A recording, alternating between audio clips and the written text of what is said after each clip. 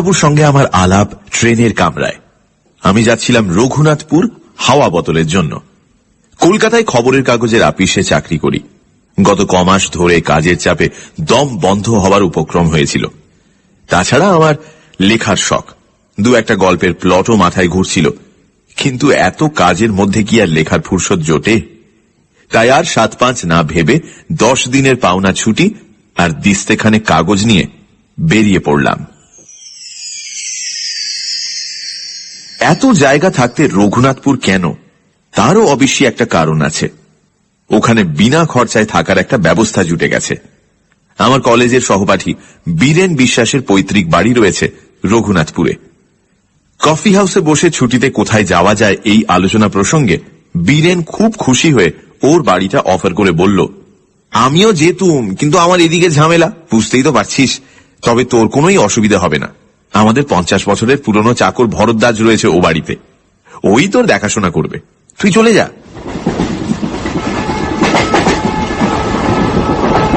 গাড়িতে যাত্রী ছিল অনেক। আমার বেঞ্চিতে আমারই পাশে বসেছিলেন অনাথ বন্ধু মিত্র। বেটে খাটো মানুষটি, বছর 50 আন্দাজ বয়স, মাঝখানে টেরিকাটা কাঁচা পাকা চুল, চোখের চাহনি তীক্ষ্ণ, আর ঠোঁটের কোণে এমন একটা ভাব যেন মনের আনাচে কানাচে সদাই কোনো মজার চিন্তা ঘোরাফেরা করছে। পোশাক আশাকের ব্যাপারেও একটা বিশেষত্ব লক্ষ্য করলাম। ভদ্রলোককে হঠাৎ দেখলে মনে হবে তিনি যেন 50 বছরের পুরনো কোনো নাটকের চরিত্রে অভিনয় করার জন্য সেজে গুজে তৈরি হয়ে এসেছেন। ওরকম কোট, ও ধরনের শার্টের কলার, ওই চশমা, আর বিশেষ করে ওই বুট জুতো, এসব আর আজকালকার দিনে কেউ পরে না। অনাথবাবুর সঙ্গে আলাপ করে জানলাম তিনিও রঘুনাথপুর যাচ্ছেন। কারণ জিজ্ঞেস করাতে ভদ্রলোক কেমন যেন অন্যমনস্ক হয়ে পড়লেন। কিংবা এও হতে পারে যে ট্রেনের শব্দের জন্য তিনি আমার প্রশ্ন শুনতে পাননি।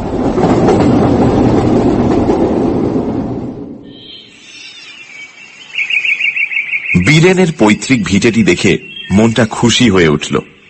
বেশ বাড়ি, সামনে এক ফালি জমি, তাতে সবজি ও ফুল গাছ দুই আছে। কাছাকাছির মধ্যে অন্য কোনো বাড়িও নেই, কাজেই পড়শির উৎপাত থেকেও রক্ষা। আমি আমার থাকার জন্য ভরদ্বাজের আপত্তি সত্ত্বেও ছাতের চিলে কোঠাটি বেছে নিলাম। আলো, বাতাস এবং নির্জনতা তিনটেই অপর্যাপ্ত পাওয়া যাবে ওখানে। ঘর দখল করে জিনিসপত্র গোছাবার সময় দেখি আমার দাড়ি কামানোর খুর আনতে ভুলে গিয়েছি। ভরদ্বাজ শুনে বলল, তাতে আর কি হয়েছে খোকা বাবু, এই তো কুন্ডু বাবুর দোকান, 5 মিনিটের পথ, সেখানে গেলেই পাবে খুন বিলেড। বিকেল 4টে নাগাদ চাটা খেয়ে কুন্ডুবাবুর দোকানের উদ্দেশ্যে বেরিয়ে পড়লাম। গিয়ে দেখি সেটি একটি ভালো আড্ডার জায়গা। দোকানের ভিতর দুটি বেঞ্চিতে বসে 5-7টি প্রৌঢ় ভদ্রলোক রীতিমতো গল্প জমিয়েছেন। তাঁদের মধ্যে একজন বেশ উত্তেজিতভাবে বলছেন, আরে বাপু, এ তো আর শোনা কথা নয়, এ আমার নিজের চোখে দেখা। আর 30 বছর হয়ে গেল বলেই কি সব মন থেকে মুছে গেল? এসব স্মৃতি অত সহজে ভুলবার নয়। আর বিশেষ করে যখন হলধর দত্ত ছিল আমার অন্তরঙ্গ বন্ধু, তার মৃত্যুর জন্য আমি যে কিছু অংশে দায়ী, সে বিশ্বাস আমার আজও যায়নি। আমি 1 প্যাকেট 7 o'clock কিনে আরো 2-একটা অবান্তর জিনিসের খোঁজ করতে লাগলাম। ভদ্রলোক বলে চললেন, ভেবে দেখুন, আমারই বন্ধু আমারই সঙ্গে মাত্র 10 টাকা বাজি ধরে রাত কাটাতে গেল ওই উত্তর পশ্চিমের ঘরটাতে। পরদিন ফেরে না, শেষটায় আমি, জিতেন বক্সি, হরিচরণ শাহ আর আরো 3-4 জন কে ছিল ঠিক মনে নেই, গেলুম হালদার বাড়িতে হলধরের খোঁজ করতে। গিয়ে দেখি বাবু ওই ঘরের মেঝেতে হাত পা ছড়িয়ে মুড়ে কাঠ হয়ে আছেন। তার চোখ চাওয়া, দৃষ্টি কড়িকাঠের দিকে, আর সেই দৃষ্টিতে ভয়ের যা নমুনা দেখলুম, তাতে ভূত ছাড়া আর কি ভাববো বলুন? গায়ে কোনো ক্ষত চিহ্ন নেই, বাঘের আঁচড় নেই, সাপের ছোবল নেই, কিচ্ছু নেই। আপনারাই বলুন এখন কি বলবেন? আরো মিনিট 5 দোকানে থেকে আলোচনার বিষয়টি সম্পর্কে মোটামুটি একটা ধারণা হলো। ব্যাপারটা এই, রঘুনাথপুরের দক্ষিণ প্রান্তে হালদার বাড়ি বলে একটি 200 বছরের পুরনো ভগ্নপ্রায় জমিদারি প্রাসাদ আছে। সেই প্রাসাদে, বিশেষ করে তার দোতলার উত্তর পশ্চিম কোণের একটি ঘরে নাকি অনেক কালের পুরনো একটি ভূতের আনাগোনা আছে। অবশ্য সেই 30 বছর আগে ভবতোষ মজুমদারের বন্ধু হলধর দত্তের মৃত্যুর পর আজ অবধি নাকি কেউ সে বাড়িতে রাত কাটায়নি। কিন্তু তাও রঘুনাথপুরের বাসিন্দারা ভূতের অস্তিত্ব মনে প্রাণে বিশ্বাস করে বেশ একটা রোমাঞ্চ অনুভব করে, আর বিশ্বাস করার কারণও আছে যথেষ্ট। একে তো হলধর দত্তের রহস্যজনক মৃত্যু, তার উপর এমনিতেই হালদার বংশের ইতিহাসে নাকি খুন খারাপি, আত্মহত্যা ইত্যাদির অনেক নজির পাওয়া যায়। মনে মনে হালদার বাড়ি সম্পর্কে বেশ খানিকটা কৌতূহল নিয়ে দোকানের বাইরে এসেই দেখি আমার ট্রেনের আলাপি অনাথ বন্ধু মিত্র মশাই হাসি হাসি মুখ করে দাঁড়িয়ে আছেন। আমায় দেখে বললেন, শুনছিলেন ওদের কথাবার্তা? বললাম, তা কিছুটা শুনেছি। বিশ্বাস হয়? কি ভূত? হ্যাঁ। ব্যাপার কি জানেন, ভূতের বাড়ির কথা তো অনেকই শুনলাম, কিন্তু সেসব বাড়িতে থেকে নিজের চোখে ভূত দেখেছে এমন লোক তো কই আজ অবধি একটিও মিট করলাম না। তাই ঠিক। অনাথবাবু একটু হেসে বললেন, একবার দেখে আসবেন নাকি? কি? বাড়িটা দেখে আসবো মানে? বাইরে থেকে আর কি, বেশি দূর তো নয়, বড় জোর মাইল খানেক। এই রাস্তা দিয়ে সোজা গিয়ে জোড়া শিবের মন্দির ছাড়িয়ে ডানহাতি রাস্তায় ঘুরে পোয়াটাক পথ। ভদ্রলোকে বেশ ইন্টারেস্টিং লাগছিল, আর তাছাড়া এত তাড়াতাড়ি বাড়ি ফিরে গিয়ে কি করব, তাই চললাম তার সঙ্গে।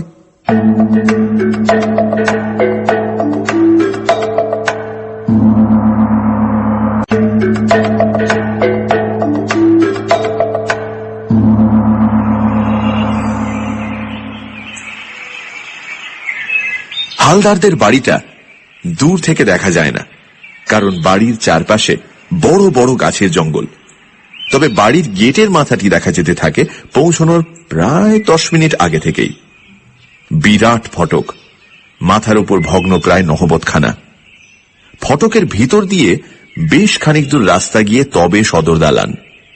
2-3টে মূর্তি আর একটা ফোয়ারার ভগ্নাবশেষ দেখে বুঝলাম যে বাড়ির আর ফটকের মাঝখানের এই জায়গাটা আগে বাগান ছিল।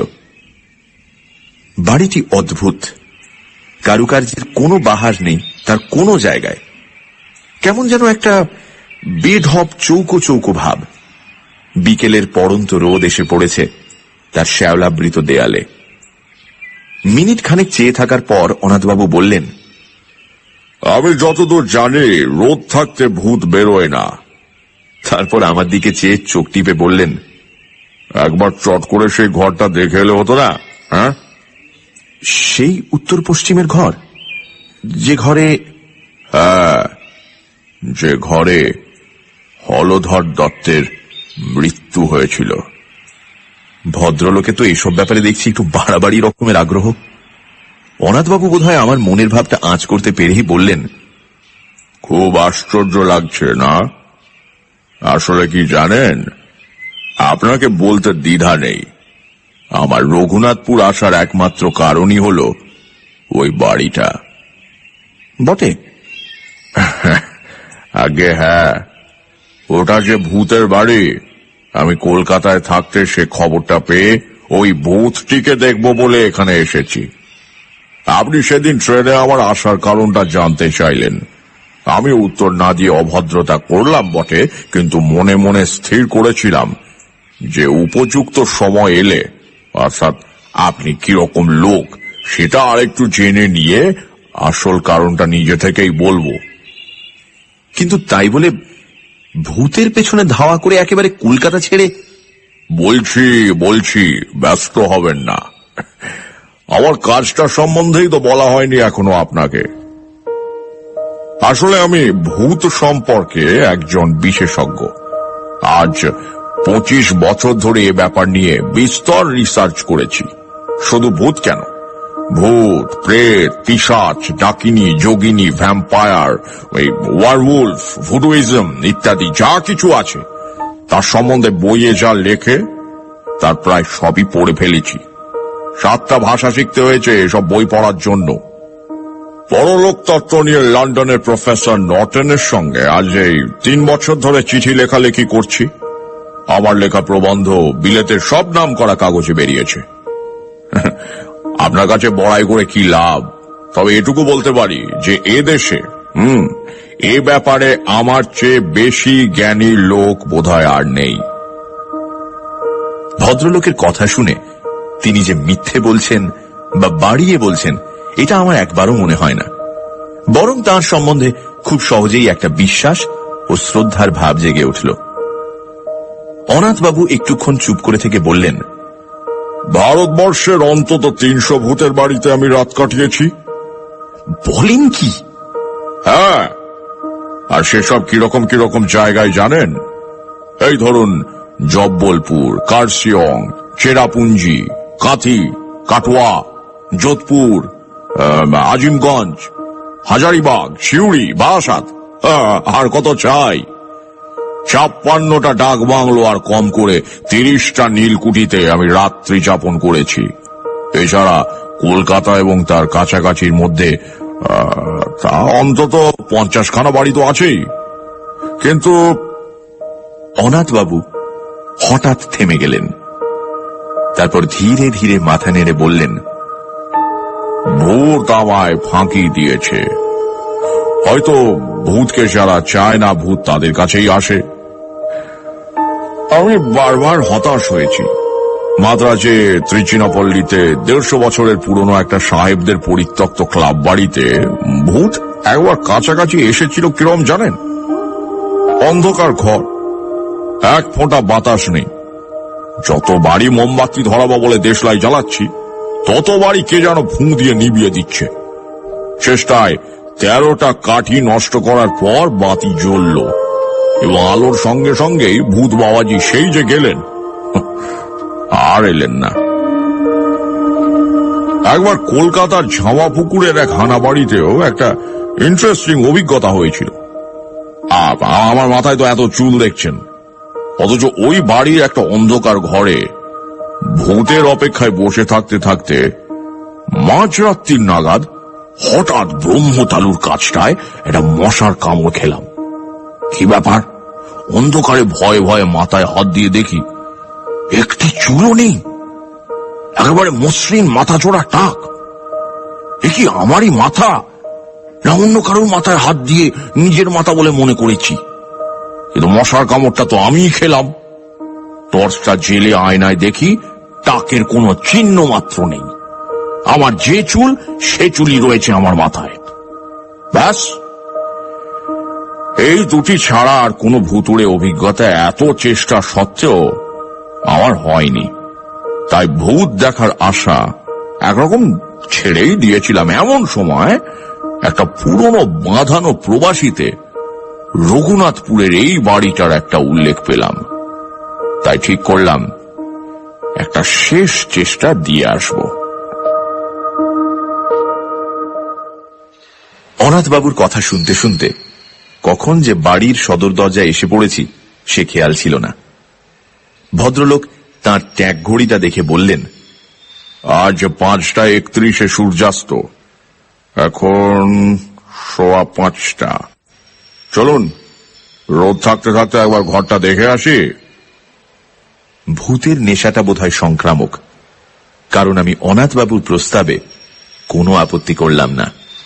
বরঞ্চ বাড়ির ভিতরটা, আর বিশেষ করে দোতলার ওই ঘরটা দেখবার জন্য বেশ একটা আগ্রহ হচ্ছিল।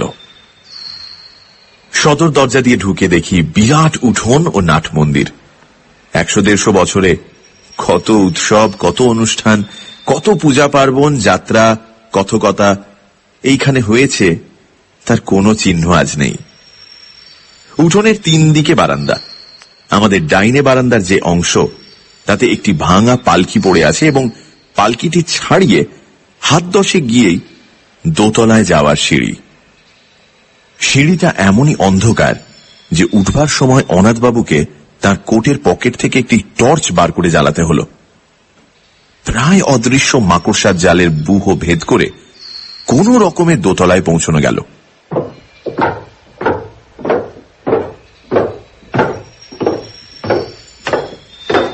মনে মনে বললাম, এ বাড়িতে ভূত থাকা অস্বাভাবিক নয়।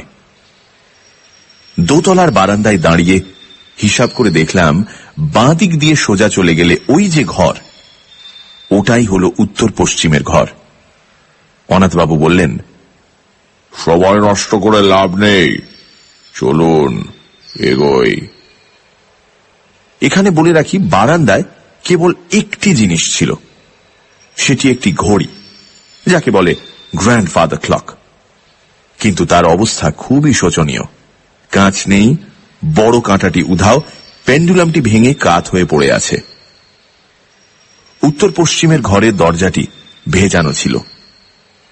অনাথবাবু যখন তার ডান হাতের তর্জনী দিয়ে সন্তর্পণে ঠেলে দরজাটি খুলছিলেন, তখন বিনা কারণেই আমার গাটা ছমছম করছিল।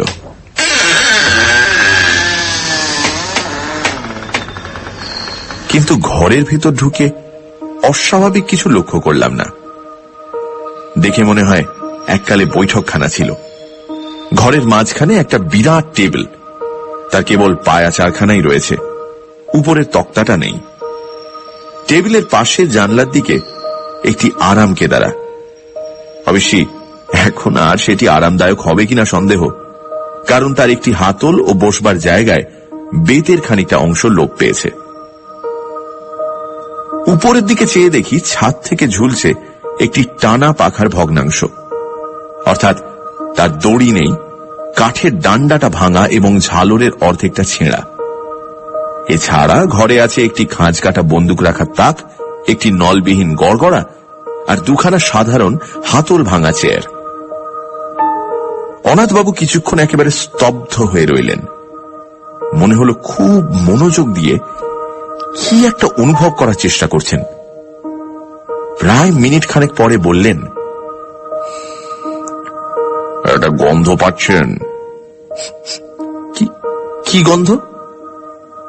মাদ্রাজি ধূপ, মাছের তেল আর মরা পোড়ার গন্ধ মেশানো একটা গন্ধ। আমি বার দুয়েক বেশ জোরে জোরে নিঃশ্বাস টানলাম। অনেক দিনের বন্ধ ঘর খুললে যে একটা ভ্যাপসা গন্ধ বেরোয়, সে গন্ধ ছাড়া আর কোনো গন্ধই পেলাম না। তাই বললাম, ঠিক বুঝতে পারছি না তো। অনাথবাবু আরো একটুক্ষণ চুপ করে থেকে হঠাৎ বাঁ হাতের তেলোতে ডান হাত দিয়ে একটা ঘুষি মেরে বললেন, বহুত আচ্ছা, এ গন্ধ আমার চেনা গন্ধ। এ বাড়িতে ভূত অবশ্যম্ভাবী।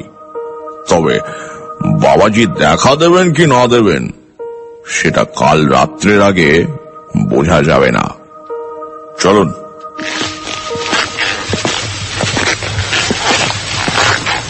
অনাথবাবু স্থির করে ফেললেন যে পরদিনই তাকে এই ঘরে রাত্রি বাস করতে হবে। ফেরার পথে বললেন, আজ থাকলুম না, কারণ কাল অমাবস্যা, ভূতের পক্ষে সবচেয়ে প্রশস্ত তিথি। তাছাড়া দু একটা জিনিস সঙ্গে রাখা দরকার, সেগুলো বাড়িতে রয়ে গেছে, কাল নিয়ে আসব। আজ সার্ভেটা করে গেলুম আর কি। ভদ্রলোক আমায় বাড়ি অবধি পৌঁছে দিয়ে বিদায় নেবার সময় গলাটা একটু নামিয়ে বললেন, আর কাউকে আমার এই প্ল্যানের কথা বলবেন না যেন।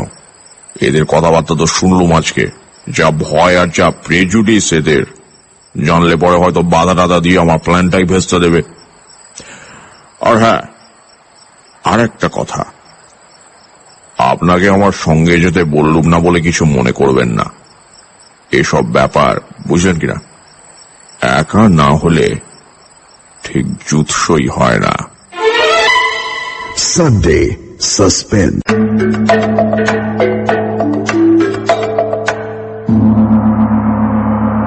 পরদিন দুপুরে কাগজ কলম নিয়ে বসলেও লেখা খুব বেশি দূর এগোলো না। মন পড়ে রয়েছে হালদার বাড়ির ওই উত্তর পশ্চিমের ঘরটায়। আর রাত্রে অনাথবাবুর কি অভিজ্ঞতা হবে সেই নিয়ে একটা অশান্তি আর উদ্বেগ রয়েছে মনের মধ্যে। বিকেলে অনাথবাবুকে হালদার বাড়ির ফটক অবধি পৌঁছে দিলাম। ভদ্রলোকের গায়ে আজ একটা কালো গলাবন্ধ কোট, কাঁধে জলের ফ্লাস্ক আর হাতে সেই কালকের 3 সেলের টর্চ। ফটক দিয়ে ঢুকবার আগে কোটের 2 পকেটে 2 হাত ঢুকিয়ে 2টো বোতল বার করে আমায় দেখিয়ে বললেন, এই দেখুন, এটিতে রয়েছে আমার নিজের ফর্মুলায় তৈরি তেল। শরীরের অনাবৃত অংশে মেখে নিলে আর মশা কামড়াবে না। আর এই দ্বিতীয়টাতে হলো কার্বলিক অ্যাসিড। ঘরের আশেপাশে ছড়িয়ে দিলে সাপের উৎপাত থেকে নিশ্চিন্ত। এই বলে বোতল 2টো পকেটে পুরে টর্চটা মাথায় ঠেকিয়ে আমায় একটা সেলাম ঠুকে ভদ্রলোক বুট জুতো খটখটিয়ে হালদার বাড়ির দিকে চলে গেলেন। রাত্রে ভালো ঘুম হলো না। ভোর হতে না হতে ভরদ্বাজকে বললাম আমার থার্মাস ফ্লাস্কে 2 জনের মতো চা করে দিতে। চা এলে পর ফ্লাস্কটি নিয়ে আবার হালদার বাড়ির উদ্দেশ্যে রওনা দিলাম। হালদার বাড়ির ফটকের কাছে পৌঁছে দেখি চারিদিকে কোনো সাড়া শব্দ নেই। অনাথবাবুর নাম ধরে ডাকবো না শটান দোতলায় যাব তাই ভাবছি, এমন সময় হঠাৎ শুনতে পেলাম, ও মশাই, এই যে এদিকে। এবার দেখতে পেলাম অনাথবাবুকে প্রাসাদের পূর্ব দিকের জঙ্গলের ভিতর থেকে বেরিয়ে আমার দিকে হেঁটে আসছেন। তাকে দেখে মোটেই মনে হয় না যে রাত্রে তার কোনো ভয়াবহ বা অস্বাভাবিক অভিজ্ঞতা হয়েছে। আমার কাছে এসে হাসতে হাসতে হাতে একটা নিমের ডাল দেখিয়ে বললেন, আর বলবেন না মশাই, আধ ঘন্টা ধরে বনে বাজারে ঘুরছি এই নিম ডালের খোঁজে। আবার ওই দাঁতনের অভ্যেস কিনা। ফস করে রাত্রের কথাটা জিজ্ঞেস করতে কেমন বাঁধো বাঁধো ঠেকলো। বললাম, চা এনেছি, এখানেই খাবেন না বাড়ি যাবেন? চলুন না, ওই ফোয়ারার পাশটায় বসে খাওয়া যাক। গরম চায়ে চুমুক দিয়ে একটা তৃপ্তি সূচক আহ শব্দ করে আমার দিকে ফিরে মুচকি হেসে অনাথবাবু বললেন, খুব কৌতূহল হচ্ছে না? আমি আমতা আমতা করে বললাম, হ্যাঁ মানে তা একটু। বেশ, তবে বলছি শুনুন। গোড়াতেই বলে রাখি, এক্সপিডিশন হাইলি সাকসেসফুল। আমার এখানে আসা সার্থক হয়েছে। অনাথবাবু 1 মগ চা শেষ করে 2য় মগ ঢেলে তার কথা শুরু করলেন। আপনি যখন আমায় পৌঁছে দিয়ে গেলেন তখন 5টা। আমি বাড়ির ভেতরে ঢোকার আগে এই আশপাশটা একটু সার্ভে করে নিলাম। অনেক সময় ভূতের চেয়ে জ্যান্ত মানুষ বা জানোয়ার থেকে উপদ্রবের আশঙ্কা বেশি থাকে। যাই হোক, দেখলুম কাছাকাছির মধ্যে সন্দেহজনক কিছু নেই। বাড়িতে ঢুকে 1 তলার ঘরগুলোর মধ্যে যেগুলো খোলা হয়েছে সেগুলো একবার দেখে নিলুম। জিনিসপত্র তো আর একদিন ধরে বিশেষ পড়ে থাকার কথা নয়। একটা ঘরে কিছু আবর্জনা আর আরেকটার কড়ি কাঠে গুটি 4 ঝুলন্ত বাদুড় ছাড়া আর কিছুই চোখে পড়ল না। বাদুড়গুলো আমায় দেখেও নড়ল না, আমিও তাদের ডিস্টার্ব করলুম না। 6:30 নাগাদ দোতলার ওই আসল ঘরটিতে ঢুকে রাত কাটানোর আয়োজন শুরু করলুম। একটা ঝাড়ু এনেছিলাম, তাই দিয়ে প্রথম আরাম কেদারাটিকে ঝেড়ে পুছে সাফ করলুম। কদ্দিরে ধুলো জমেছিল তাতে কে জানে। ঘরের মধ্যে একটা গুমোট ভাব ছিল, তাই জানলাটা খুলে দিলুম। ভূত বাবাজি যদি সশরীরে আসতে চান তাই বারান্দার দরজাটাও খোলা রাখলুম। তারপর টর্চ ও ফ্লাস্কটা মেঝেতে রেখে ওই বেদ ছেড়া আরাম কেদারাতেই শুয়ে পড়লুম। অস্বস্তি হচ্ছিল বেশ, কিন্তু এর চেয়েও আরো অনেক বেয়ারা অবস্থায় বহুবার রাত কাটিয়েছি, তাই কিছু মাইন্ড করলুম না। আশ্বিন মাস, 5:30টায় সূর্য ডুবেছে। দেখতে দেখতে অন্ধকারটা বেশ জমাট বেঁধে উঠল, আর সেই সঙ্গে সেই গন্ধটাও ক্রমশই স্পষ্ট হয়ে উঠল। আমি এমনিতে খুব ঠান্ডা মেজাজের মানুষ, সহজে বড় একটা এক্সাইটেড হই না, কিন্তু কাল যেন ভেতরে ভেতরে বেশ একটা উত্তেজনা অনুভব করছিলাম। সময়টা ঠিক বলতে পারি না, তবে আন্দাজ মনে হয় 9টা কি 9:30 নাগাদ জানালা দিয়ে একটা জোনাকি ঘরে ঢুকেছিল। সেটা মিনিট খানেক ঘোরাঘুরি করে আবার জানলা দিয়ে বেরিয়ে গেল। তারপর কখন যে শেয়াল ঝিঝির ডাক থেমে গেছে আর কখন যে আমি ঘুমিয়ে পড়েছি সে খেয়াল নেই। ঘুমটা ভাঙল একটা শব্দে, ঘড়ির শব্দ।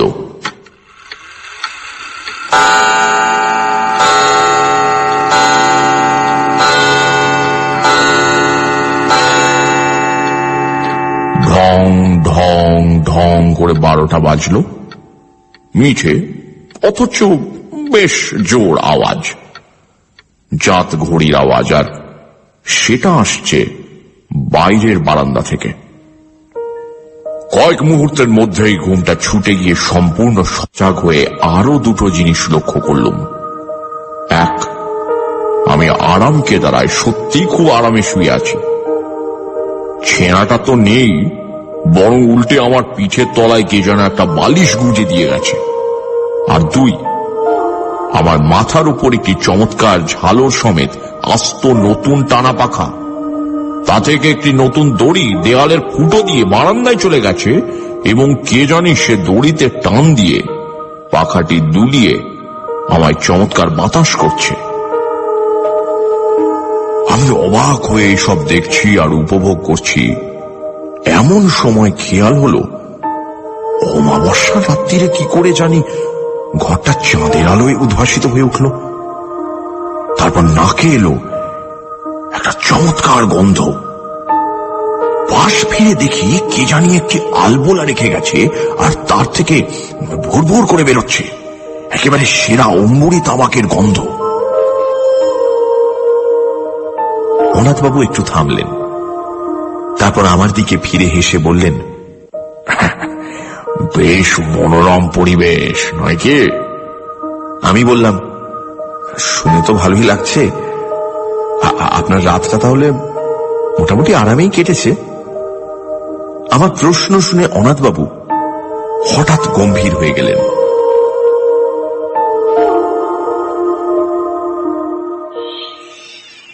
খানিকক্ষণ অপেক্ষা করে আমি আর ধৈর্য রাখতে না পেরে বললাম, তাহলে কি সত্যি আপনার কোনো ভয়ের কারণ ঘটেনি? ভূত কি আপনি দেখেননি? অনাথবাবু আবার আমার দিকে চাইলেন। এবার কিন্তু আর ঠোঁটের কোণে সে হাসিটা নেই। ধরা গলায় ভদ্রলোকের প্রশ্ন এলো, পরশু যখন আপনি ঘরটায় গেলেন তখন কড়িকাঠের দিকটা ভালো করে লক্ষ্য করেছিলেন কি? আমি বললাম, তেমন ভালো করে দেখিনি বোধহয়। কেন বলুন তো? অনাথবাবু বললেন, ওখানে একটা বিশেষ ব্যাপার রয়েছে, সেটা না দেখলে বাকি ঘটনাটা বোঝাতে পারবো না। চলুন।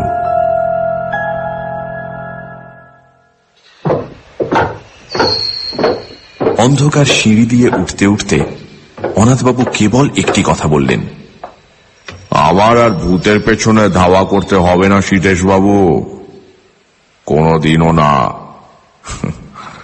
সে শখ মিটে গেছে। বারান্দা দিয়ে যাবার পথে ঘড়িটার দিকে চেয়ে দেখলাম সেরকমই ভাঙা অবস্থা। ঘরের দরজার সামনে পৌঁছে অনাথবাবু বললেন, চলুন। দরজাটা ভেজানো ছিল। আমি হাত দিয়ে ঠেলে ঘরের মধ্যে ঢুকলাম। তারপর 2 পা এগিয়ে মেঝের দিকে চোখ পড়তেই আমার সমস্ত শরীরে একটা বিস্ময় ও আতঙ্কের শিহরণ খেলে গেল। বুট জুতো পরা ও কে পড়ে আছে মেঝেতে? আর বারান্দার দিক থেকে কার অট্টহাসি হালদার বাড়ির আনাচে কানাচে প্রতিধ্বনিত হয়ে আমার রক্ত জল করে আমার জ্ঞান বুদ্ধি চিন্তা সব লোপ পাইয়ে দিচ্ছে। তাহলে কি?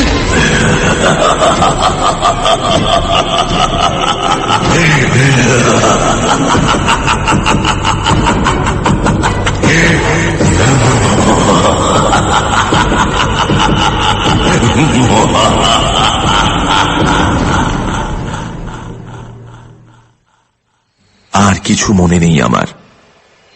যখন জ্ঞান হলো, দেখি ভরদ্বাজ আমার খাটের পায়ের দিকে দাঁড়িয়ে আছে, আর আমায় হাত পাখা দিয়ে বাতাস করছেন ভবতোষ মজুমদার। আমার চোখ খুলতে দেখে ভবতোষবাবু বললেন, ভাগ্যে সিধুচরণ আপনাকে ডেকেছিল বাড়িতে ঢুকতে, নইলে যে কি দশা হতো আপনার জানি না। ওখানে গেছিলেন কোন আক্কেলে? আমি বললাম, অনাথবাবু যে রাত্রে। ভবতোষবাবু বাধা দিয়ে বললেন, আর অনাথ বাবু, কাল যে অতগুলো কথা বললুম সেসব বোধহয় কিছুই বিশ্বাস করেননি ভদ্রলোক। ভাগ্যে আপনিও তার সঙ্গে সঙ্গে রাত কাটাতে যাননিও বাড়িতে। দেখলেন তো ওর অবস্থা। হলধরের যা হয়েছিল এরও ঠিক তাই, মুড়ি একেবারে কাঠ, আর চোখ ঠিক সেইভাবে চাওয়া, সেই দৃষ্টি, সেই কড়ি কাঠের দিকে। আমি মনে মনে বললাম, না, মোড়ে কাঠ নয়। মোড়ে কি হয়েছেন অনাথবাবু তা আমি জানি। কালও সকালে গেলে দেখতে পাবো তাকে। গায়ের কালো কোট, পায়ে বুট জুতো, হালদার বাড়ির পূব দিকের জঙ্গল থেকে নিমের দাঁতন হাতে হাসতে হাসতে বেরিয়ে আসছেন।